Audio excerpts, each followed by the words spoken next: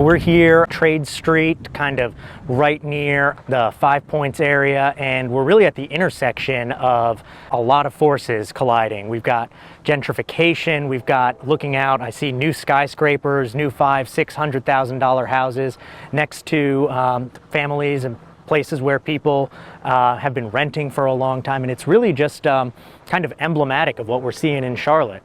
In every major American city, you have similar stories. In Charlotte, this particular corridor was once redlined, right? In other words, it was marked off and essentially symbolizing to investors, do not invest here. And it's purely because of the racial composition of the neighborhood. Now what we're seeing happening is that, investors are coming back into those areas now that the land values have been depressed, and they're starting to develop it. These are becoming hot spots, hot areas, but what happens is the black communities that lived here for generations are missing out on that wealth, and subsequently you have what is systemic racism, a socially engineered mechanism for denying and stripping whole generations of black people of wealth.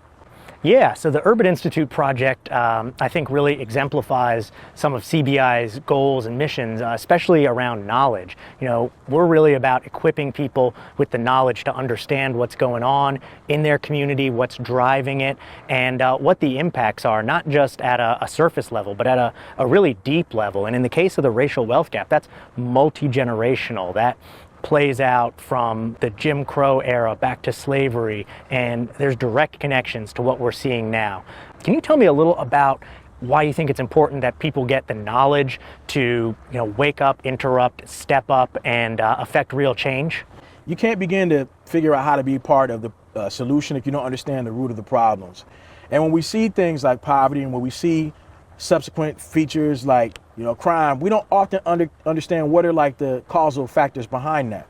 And do you think that we are really doing a good enough job of equipping people to understand what's going on? Because as I look around, where we are right now, I don't just see real estate values and home prices and those kind of market-based numbers. I see stories of past discrimination. I see stories of marginalized communities. I see also stories of hope, but a lot of that goes under the surface and people don't understand that. How do you see the fault lines in Charlotte maybe being repaired a little bit? It takes us honoring what's in the ground.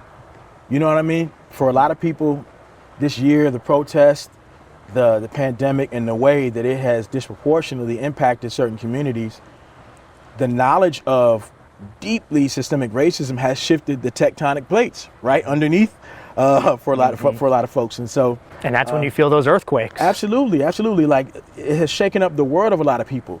Some people live on the fault lines, like they live on the San Andreas, right? And so their worlds are constantly being shaken up.